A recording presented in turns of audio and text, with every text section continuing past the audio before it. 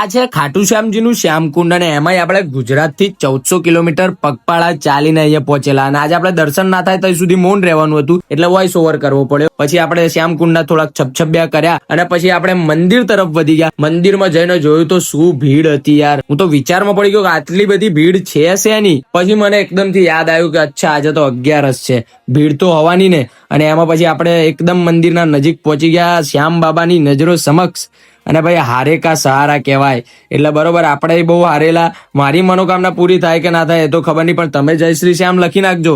કદાચ દૂરથી દર્શન ફળી જાય તો તમારા નસીબની વાત છે. પછી આપણે મસ્ત જીવ ભરીને એમ દર્શન કરી લીધા બાબા શ્યામના. અને પોલીસ વાળા બહુ ઊભા નતા રહેવા દેતા, પણ પછી મારાથી રહેવાયું ના એટલે જય શ્રી શ્યામ બોલી નાખ્યું.